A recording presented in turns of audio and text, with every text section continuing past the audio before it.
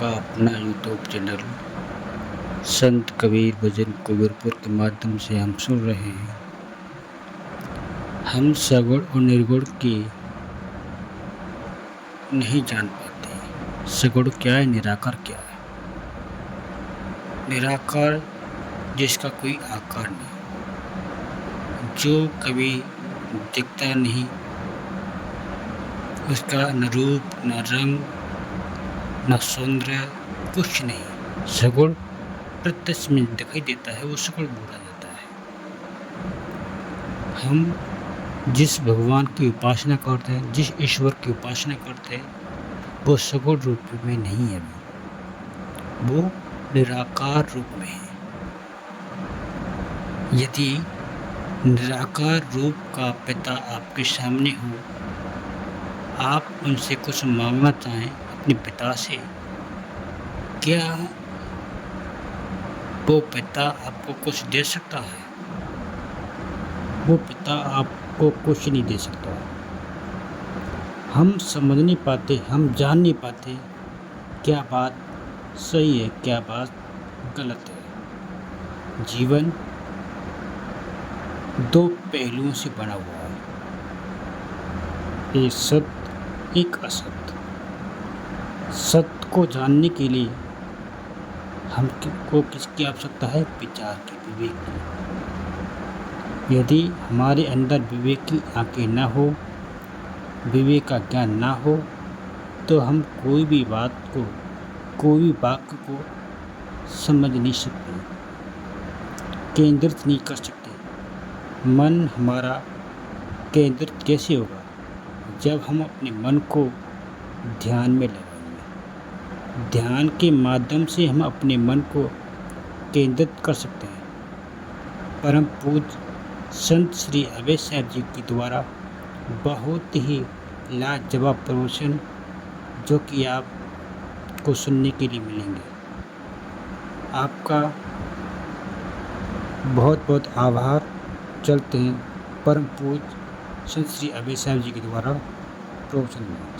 रामचरितमानस के इस प्रसंग को यदि आप सुनेंगे और बात आपके समझ तक पहुंच जाएगी, तब आपको पता चलेगा कि निर्गुण और सगुण की भेद करने की जरूरत नहीं है, बल्कि निर्गुण तक पहुंचने के लिए सगुण से अलग कैसे हटना पड़ता है। उसी रामचरितमानस, जो सगुणवाद का महाग्रंथ माना जाता है, उस सगुणवाद के महाग्रंथ रामायण से मैं आपको निर्गुण का तत्व, निर्गुण का सूत्र निकाल करके दिखाता हूं। उसको समझने का प्रयास कीजिए। वह सूत्र क्या है? वो कहानी याद कीजिए, जिस समय राम जी और सीता जी की प्रथम मुलाकात होती है। कहां पर होती है मुलाकात? राजा जनक जी के, बोल दीजिए, ये सब तो आप लोगों का मामला है। राजा जनक जी के बाग में अलबेला रघुवर आयो जी। हम बगीचा जाके देखे, मजाक नहीं कर रहा हूं, कार्यक्रम मेरा मधुबनी में था। क्योंकि बड़ा सुना हो गाना, राजा जनक जी के बाग में अलबेला रघुवर। खाली रघुवर ही आएगा कि हम लोग भी जाएंगे? तो चलिए घूमने के लिए। तो घूम करके वहां से आए। बड़ा अब तो बड़ा सुंदर बना करके सब चीज को रखा गया है। मौका लगे आप लोग भी कभी घूमना चाहिए। तो बाग में मुलाकात होती है। प्रसंग क्या है कि विश्वामित्र जी राम और लक्ष्मण को लेकर के सीता जी के स्वयंवर में भाग लेने के लिए जाते हैं। क्योंकि स्वयंवर है तो राजा जनक जी के यहाँ पर बहुत सारे राजे महाराजे पूरी दुनिया से आते हैं। तो सबके रहने की अलग अलग कैटेगरी होगी ना। राजा के रहने की व्यवस्था अलग होगी, साधु महात्मा और सन्यासी के रहने की व्यवस्था अलग होगी। तो विश्वामित्र तो यहाँ से राजा बन करके नहीं गए थे ना, वो तो गुरु जी थे, महात्मा थे। और इस चीज को इस बार मैंने देखा, मुझे सचमुच में लगा कि विश्वामित्र जब राजा जनक के यहाँ गए हुए तो कैसे रहे। कल भी जो मैं चर्चा किया, जब मुझे वहां पर पटना बुलाया गया, मंत्री जी के यहाँ गया, तो वहां पर देखा कि मुख्यमंत्री, विपक्ष के नेता तेजस्वी यादव जी, लालू यादव जी वगैरह वगैरह जो सब लोग आए। मतलब बिहार राज्य के जितने बड़े बड़े दिग्गज नेता हो सकते थे सब आए। और सब आए, उसमें हमको भी बुलाया। तो सब तो नेता था वहां, हम लोग विश्वामित्र जी सब अलग थे। हमारे आनंद जी भी साथ में था और लोग थे। तो हम लोग साथ में थे तो कल्पना किए कि विश्वामित्र जी जब गए होंगे राजा जनक के यहां पर, तो उस समय उनके रहने की व्यवस्था कैसे की गई होगी। वो व्यवस्था मैंने 2 दिसंबर को देखा। क्या देखा कि उस जगह पर इतने लोग आए कि शायद आदमी पे आदमी को चढ़ा दिया जाए तो पर भी आदमी, जगह कम था, आदमी बहुत ज्यादा था। और खास करके जिस समय मुख्यमंत्री सबका काफिला घुसता था तो उस समय पूछिए मत, पीस देता था आदमी को। उतनी भारी व्यवस्था में, उतने राजनेताओं के बीच में जो हम लोगों के रखने की व्यवस्था की गई थी, उतने लोगों के भीड़ में हम लोगों के पास हवा तक को पहुंचने की इजाजत लेना पड़ता। इतनी टाइट सिक्योरिटी में हम लोगों को रखी गई, टाइट जगह पे रखा गया। तो मेरा अनुमान यह हुआ, उसी समय मुझे याद आया कि जिस समय राजा जनक की सभा में लगी होगी, पूरे दुनिया के राजे महाराजे पहुंचे होंगे, उस समय में जो राम और लक्ष्मण के साथ जब विश्वामित्र जी पहुंचे होंगे तो इसी तरह की व्यवस्था में उन्हें रखा गया होगा। इसलिए टाइट सिक्योरिटी में उसको बाग में रखा गया। जिस बगीचे फुलवारी थी उसी में कुटिया थी, उस कुटिया में विश्वामित्र जी के साथ में राम और लक्ष्मण ठहरे हुए थे। कल सुबह 10 बजे के बाद स्वयंवर होने वाला है। सुबह होते होते सीता जी की जो माँ थी, वो माँ कही कि बेटी आज स्वयंवर होने वाला है, तुम्हारे जीवन के शुभ की शुरुआत होने वाली है, तो आज सबसे पहले जाओ और जो बगीचा में मंदिर है कुटिया के पास में, उस मंदिर में कुछ पूजा अर्चना कर लेना। उसी जगह फुलवारी है, उसमें से फूल तोड़ लेना। फूल तोड़ने के लिए, पूजा करने के लिए भेजा गया सीता जी को। सीता जी जाती है तो सीता जी अकेले नहीं जाएगी। तो मैं निवेदन कर रहा था कि राम और लक्ष्मण जी पहुंचते हैं विश्वामित्र जी के साथ में, कुटिया में निवास कर रहे हैं। जहां पर कुटिया है वहीं पर फुलवारी है, और उस फुलवारी में सीता जी अपने सहेली के साथ फूल तोड़ने जाती है। सामान्य लड़की भी आजकल पूजा पाठ करने जाती है मंदिर, अकेले तो जाती नहीं है, 4-5 ठो गांव की सहेली को लपेट लेती है। तो वो तो राजकुमारी थी, वो कैसे अकेले जाएगी। तो उसके साथ में 4-5 सहेलियां साथ में गई। तो स्वाभाविक है कि पूजा करना है सीता जी को, सहेली को तो पूजा करना नहीं, वो तो केवल सुरक्षा में गई है। तो फूल तोड़ी उस फुलवारी में। देखिए निर्गुण और सगुण क्या होता है, इस कहानी के माध्यम से उस सूत्र को समझने का प्रयास किया। अभी जो सीता जी जा रही है निर्गुण की पूजा करने की, सगुण की मंदिर जा रही, फूल तोड़ रही, तो सगुन वाले के पास जा रही, निर्गुण वाले के पास, सगुन वाले के पास गई।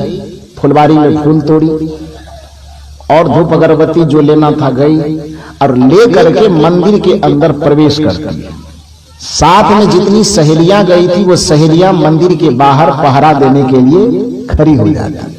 सीता जी अंदर है, दिया जलाई, अगरबत्ती जलाई, कुछ पान और प्रसाद चढ़ाना वो चढ़ाई। जो भी मनोकामना उसकी थी उस प्रतिमा के सामने, शिव जी की प्रतिमा थी, उस प्रतिमा के सामने बैठ करके वह पूजा करने लगी। और आंख बंद किए कहे गए जो भी मंत्र उसको जपना था वो जपना शुरू कर दिया। प्रसंग को यही बंद कीजिए, ये सगुन हो गया। अब यहां से जो दूसरी धारा चलती है वो निर्गुण की ओर संकेत करता है। वो करता क्या है कि जैसे ही सीता जी आंख बंद करके पूजा करना शुरू की, अपने मन की मनोकामना उस सगुन देव के सामने सुनाना शुरू की, प्रसंग यहां खत्म होता है। निर्गुण की सूत्र शुरुआत होती है कि उसी बगीचा में राम और लक्ष्मण, विश्वामित्र जी की आज्ञा मिली कि मुझे पूजा करना है, राम और लक्ष्मण थोड़ा स्नान वगैरह कर लो और जाओ थोड़ा सा बगीचे से फूल तोड़ करके लाओ, हमको भी थोड़ा उपासना करना है। गुरु की आज्ञा पा करके श्री राम जी और लक्ष्मण जी पूजा करवाने के लिए उसी बगीचे से, उसी फुलवारी से फूल तोड़ने जाते हैं, जिसमें अभी 2-4 मिनट पहले सीता जी फूल तोड़ करके मंदिर में पूजा कर दे गई है। उस फुलवारी में जब राम जी फूल तोड़ने जाते हैं तो राम जी को यहाँ पर ब्रह्म का स्वरूप माना गया। राम ब्रह्म परमारथ रूपा, अविगत अलख अनादि अनूपा। श्री राम जी का चित्रण है कि वो उसी फुलवारी में पहुंचते हैं। तो उस फुलवारी में राम जी को, लक्ष्मण जी को सबसे पहले कौन देखेंगे, किसकी दृष्टि पहले पड़ेगी जी? सीधे से बोल रहा सीता जी, सीता जी की दृष्टि पहले पड़ेगी। कौन देखेगा उसको सबसे पहले? सहेली देखेगी। सहेली क्यों देखेगी? क्योंकि सहेली बाहर में खड़ी है। मंदिर सगुन है। अब मंदिर के बाहर क्या है? मंदिर का जो गेट है, अरे गेट ही ना दो हिस्से में बांटेगा। गेट के अंदर सगुन है और गेट के बाहर नहीं बोलिएगा। गेट के अंदर सगुन, गेट के बाहर निर्गुण। गेट के बाहर प्रतिमा सीमित और गेट के बाहर विराट आसमान। उस विराट आसमान में, विराट जगत में राम जी का आगमन पहली बार होता है। और उस पहली बार राम जी को जो देखते हैं वो सीता जी नहीं देखती है, पहली बार सहेलियां देखती है। सहेलियां माने ये संत गुरुजन, यही जीव का सहेली है। ये जीव रूपी जो सीता है, इस सीता की सहेली यही संत है, यही गुरुजन है। भक्तों का सहेली कौन हो सकता है? भक्तों का जो मित्र होगा वो कौन होगा? संत ही तो होगा। भक्तों की सहेली कौन होगी? ये संत ही तो होंगे। जीव की सहेली कौन होगी? संत की आत्मा ही तो होगी। ये संत रूपी सहेली उस राम तत्व का दर्शन पहले, भक्त पहले दर्शन नहीं करता है, संत पहले दर्शन करता है। भक्त तो बस वहां भजन करने में लगा हुआ आंख बंद करके सगुन महाराज की, और भक्त वहां पर पूजा करने में लगा हुआ है। और भक्तों का जो सहेली है संत, ध्यान दीजिए, भक्त और संत, भक्त अंदर है और संत बाहर है। भक्त उसे कहते हैं जो सगुन की उपासना में लगे हैं, और संत उसे कहते हैं जो निर्गुण की उपासना में लगे हैं। सीता यहाँ पर भक्त की भूमिका में है, वह मंदिर के अंदर बैठी पूजा कर रही है, और सहेलियां यहाँ पर निर्गुण की भूमिका में है, संत की भूमिका में है। वो मंदिर के अंदर नहीं, मंदिर के बाहर खड़े हैं। राम का दर्शन पहले किसे हुआ? भक्त को कि संत को? सहेली को हुआ, अर्थात संत को हुआ। और जैसे ही सहेली ने राम जी को देखा, उसके मन में उमंग छाया। चूंकि नियम यह है कि जो जाने सोई दे जनाई, अजानत तुम्हें हो जाई। नियम यह कहता कि जो जाने, जो जान गया वो दे जनाई, उसको जनाने के लिए वह विवश हो जाता है। गाय को हरी भरी घास खिलाते हैं, और हरी भरी घास खाने के बाद गाय के थन में जब दूध बढ़ जाता है, तो आप जितना उतावले दूध लेने के लिए नहीं होते, उससे ज्यादा उतावला वो गैया आपको दूध देने के लिए होता है। कदाचित आप 24 घंटा गाय का दूध न निकाले तो गैया शांत होकर के बैठे रहेगी कि चिल्लाएगी ना, क्योंकि दूध जमा हो चुका है। वो पुकार करके आपको कहेगी कि जल्दी निकालिए, नहीं तो हमको परेशानी होगी। हालांकि महात्मा को परेशानी तो नहीं होती है, लेकिन वह ज्ञान, उस परम तत्व का दर्शन जब किसी संत पुरुष को हो जाता है, तो उसके अंदर विकल्पता आती है कि संपत्ति को मैं सिमट करके न रखूं, बल्कि दुनिया को बताऊं, ताकि जिस तरह से मैं मुक्ति का अनुभव कर रहा हूं, वह भी मुक्ति और शांति का अनुभव करे। यह सोचता है। तो गोस्वामी जी कहते हैं कि जो जाने सोई दे जनाई, जानत तुम्हें हो जाई।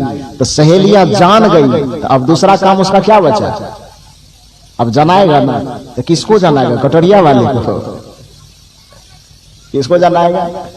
पहले सहेली को जनाएगा। तो माँ बाप बाद में आएगा, पहले तो सहेली, सखी। माँ बाप से भी जिसका संबंध आत्मीय हो, जिसका संबंध प्यारा हो, उसी को तो मित्र कहा जाता है, उसी को सखी, उसी को सहेली कहा जाता है। अब संजोग से सहेली पास में है, तो सबसे पहले जो जाने सोई दे जनाई, तो जनाएगा किसको? सहेली को ना। क्योंकि जानने के बाद आदमी स्थिर नहीं रह सकता। मीराबाई जिस दिन जान गई कि जिस कृष्ण की उपासना हम बाहर में कर रहे हैं, वह कृष्ण बाहर में तो प्रतिमा है, असली कृष्ण तो हमारे हृदय में बैठा हुआ है। जिस दिन यह जान गई, मीराबाई पैर में घुंघरू बांध करके दुनिया को जनाने लगी। पायो जी मैंने राम रतन धन पायो जी मैंने राम रतन धन पायो। लोगों ने मीराबाई से पूछा कि पा लियो तो कैसे पायो, रास्ता थोड़ा बताइए, कैसे पायो? पूजा से पायो कि पाठ से पायो, कि यज्ञ से पायो, कि हवन से पायो, कि मंदिर से पायो, कि तीर्थ से पायो, कि व्रत से पायो? मीराबाई का चक्कर तो सबका लगायो, लेकिन पायो किसी से नहीं। पायो कैसे? वस्तु अमोलक दी मेरे सतगुरु। किसने दिया? सतगुरु ने दिया। वस्तु अमोलक दी मेरे सतगुरु, वस्तु अमोलक दी मेरे सतगुरु, कर कृपा अपनायो पायो जी मैंने, राम रतन धन पायो। जब उसको पा लियो तो मीराबाई कहती कि पाने के बाद वो ऐसा अपना हो गया कि लगता कि मेरे अधिकार में है। मीरा के प्रभु गिरधर नागर, मीरा के प्रभु गिरधर नागर, जन्म जन्म सुख पायो पायो जी मैंने, राम रतन धन पायो पायो जी मैंने, राम रतन धन पायो। जैसे ही उसको पाएगी तो पैर में घुंघरू बंध ही जाएगी, जीवन थिरकने लगेगा, जीवन आनंद और मस्ती से झूमने लगेगा। सीता की सहेलियां उस राम तत्व को पाई पहली बार, स्वाभाविक है कि सहेलियां झूम जाएगी और झूमेगी तो कोशिश करेंगे कि हम दुनिया को बतावें कि हम देख लिए, हम पा गए, देख लिया संसार हमने देख लिया, झूम करके बताना चाहेगी। तो पहला बताएगी किसको पहली बार? सहेली को। सहेली कौन है? सीता। सीता है कहां? तो सगुन में पूजा कर रही है अंदर में। अब उसी में जो सहेलियां थी उसमें दो दल बन गया। मान लो कि 6 सहेली थी तो 3-3 का बंटवारा हो गया। 3 कहती है यहां सगुन विचार वाली बन गई और 3 यहां निर्गुण विचार वाली बन गई। ध्यान दीजिए मेरी बात पर। 6 की संख्या जो थी उसमें 3 सगुन का पार्टी या 3 निर्गुण का पार्टी बन गया सहेलियों में। और अंदर तीनों में बहस चल रही है दोनों तरफ से, 3 इधर और 3 इधर, दोनों तरफ से बहस चल रही है। एक कहती है जो सगुन मार्गी थी वह कहती है सीता जी पूजा कर रही है, करने दो पूजा। अभी आधा आधा कर लिया, आधा मंत्र बाकी है, अगरबत्ती आधा जला आधा बाकी है, उस सब चीज होने दो तब इसका आंख खुलवाएगी। 3 जो इधर निर्गुण के विचारधारा की थी सहेली, वो कहती बड़ा गजब है, तू कैसा आदमी है, इस सहेली का कल्याण नहीं चाहती है, का कल्याण चाहते तो क्या करें? तो निर्गुण विचारधारा वाली सहेली कहती है कि यहां तो मंदिर में जो पूजा कर रही है तो भगवान है नहीं, भगवान की प्रतिमा है। आदमी और आदमी के चित्र में अंतर होगा ना जी? नहीं अंतर होगा। आदमी और आदमी के फोटो में अंतर होगा कि नहीं होगा? तो निर्गुण विचारधारा वाली जो 3 सहेलियां थी उन्होंने कहा कि ऐसा गजब हो, हमारी सहेली इधर मंदिर में बैठ करके चित्र की पूजा कर रही है, चरित्र उधर बाहर में घूम रहा है। इस सगुन के इस प्रतिमा में वो लटकी हुई है, पूजा कर रहे, मनोकामना मांग रही, सिद्धि की पूर्ति करने की कोशिश कर रही है। लेकिन जिसके लिए यह पूजा कर रही है वो तो बाहर में फुलवारी में टहल रहा है। यदि बाहर में इसको असली का दर्शन करवाना है तो इसको ये पूजा छोड़वाना ही पड़ेगा, इसके अलावा दूसरा कोई उपाय नहीं है। ये मंत्र इसको बंद करवाना पड़ेगा, अगरबत्ती जले तो जले, जलते रहने दो, लेकिन इसको छोड़वाना पड़ेगा, इसके अलावा दूसरा कोई उपाय नहीं है। 3 सहेलियां कहती पाप लगेगा, निर्गुण वाली कहती पाप लगेगा तो देख लेंगे। सहेली के खातिर थोड़ा पापों नहीं उठाएंगे तो क्या दिक्कत है, उठ जाए तो उठ जाए।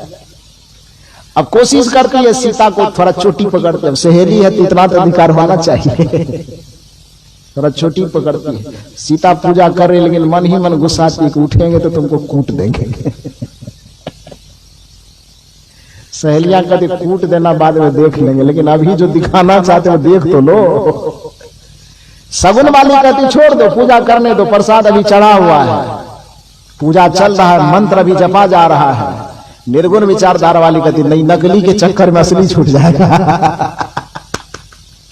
और कोशिश करते करते कोई उधर से चिकुटी चुट्टी काट रही है, कोई बाल हिला रही है, सीता कहता है पूजा कर रहे हैं। सहेली कहती पूजा करने के लिए बाद पूजा करके जो पाना चाहती वो आ गया, जल्दी चलो। अब कोशिश करते अब ये मत समझना कि सीता जी से ऐसा क्यों करवा, सहेली है तो सहेली तो कर ही सकती है ना। तो सहेली से करवा रहे, दांत खींच खींच करके उठा रहे और झकझोड़ते आखिर में सीता को उठा दिया। पूजा बंद हुई कि नहीं हुई? सगुन चलता रहा कि सगुन बंद हुआ? थोड़ा जोर से बोलिए। बंद हुआ। अगरबत्ती बंद हुई कि जलती रही? अरे बंद हुआ। सब चीज वहां पर वो सगुन स्थगित हो गया और सगुन जैसे ही स्थगित हुआ, सीता जी आंख खोलती है और आंख खोल करके कहती, पगली क्यों जगाई, पूजा कर रहे थे।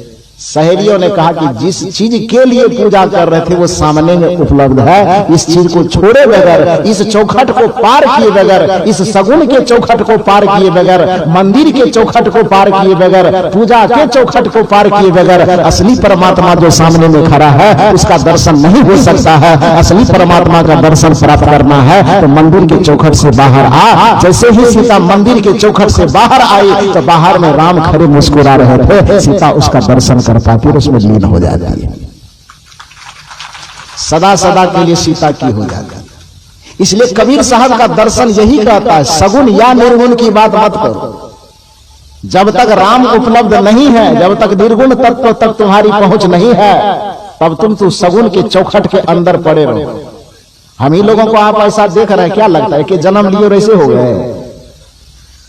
अरे इस जगह तक आने के लिए मुझे याद है कि बचपन में मेरे माता पिता ने, परिवार वालों ने संस्कार डालने के लिए, आज भी यदि मेरे घर तक जा सकते आप तो जाकर के देखो, हमसे ज्यादा पूजगड़ी खोजना आपको मुश्किल हो जाए। बगल में शिव जी का मंदिर था, पता नहीं कितना सोमवार हम जल चढ़ाए होंगे, हमको भी पता नहीं।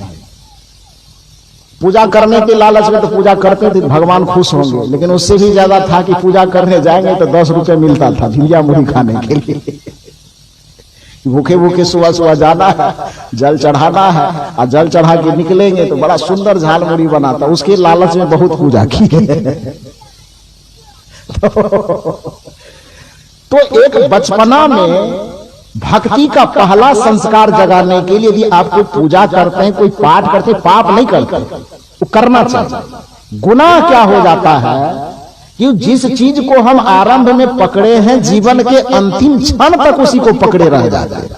अब गाड़ी पकड़ाए बच्चा को चलने के सीखने के लिए, अब बच्चा 15 वर्ष तक गाड़ी के पकड़ा हुआ है, उसी से गड़का गड़का के चल रहा है। ये बच्चे के लिए सौभाग्य होगा कि दुर्भाग्य होगा? थोड़ा बढ़िया से बोलिए। एक बच्चा जो अभी जन्म लिया है उसको चलना है, चलने के सीखने के लिए पिताजी बाजार से गाड़ी खरीद करके ला के दिए कि गाड़ी पकड़ करके बेटा टहलेगा, थोड़ा चलेगा तो चलने के लिए सीखेगा। वो गाड़ी क्यों दिया गया था? चलने के लिए, सीखने के लिए ना। और वह बच्चा 15 वर्ष का हो जाए और गाड़ी को छोड़े ही नहीं। ये दुर्भाग्य है उस बच्चे का कि सौभाग्य? थोड़ा जोर से बोलिए, दुर्भाग्य है। बचपन में जब तक उसके पैर में ताकत नहीं थी, तब तक पैर पर खड़ा होने के लिए वह गाड़ी सहारा के रूप में पकड़ाया गया। पूरे जीवन के लिए उसको गाड़ी नहीं दी गई। लेकिन जैसे ही उस बच्चे के पैर में ताकत आ जाए, पिताजी के द्वारा दिया हुआ करोड़ों रुपए का वो गाड़ी क्यों न हो, उस गाड़ी को टुकड़ा देना चाहिए, तभी वो अपने पैर पर खड़ा हो पाएगा। नहीं तो जीवन भर यदि गाड़ी का सहारा पकड़ा रहा तो वो अपाहिज हो जाएगा। उसी तरह से भक्ति के अवलंब पे खड़ा होने के लिए पहले तो सगुन पकड़ना है, आवश्यक है। उसको पकड़िए, थोड़ा पूजा कर लेते हैं, पाठ कर लेते हैं, मंदिर चले जाते हैं, दिया अगरबत्ती वगैरह जला के पान प्रसाद चढ़ा देते हैं, वो जरूरी है, वो करना चाहिए। दुख की बात यह है, कबीर अब इससे आगे की बात करते, तुम वहीं क्यों अटके हुए हो? बचपन की गाड़ी को पकड़े हुए क्यों हो? जो भक्ति की शुरुआत है उसी शुरुआत को एक बार पकड़ा तो जीवन भर पकड़े हुए क्यों? राम के रूप को पकड़ लिया, राम के स्वरूप तक कैसे पहुंचोगे? राम के चित्र में ही अटके रह जाओगे तो राम के चरित्र तक कैसे पहुंचोगे? राम के व्यक्ति में ही अटके रह गए तो राम के शक्ति तक कैसे पहुंचोगे? शक्ति तक पहुंचने के लिए व्यक्ति से मुक्त होना ही पड़ेगा, चरित्र तक पहुंचने के लिए चित्र से मुक्त होना ही पड़ेगा, क्योंकि चित्र सगुण है और चरित्र क्या है? निर्गुण है। रूप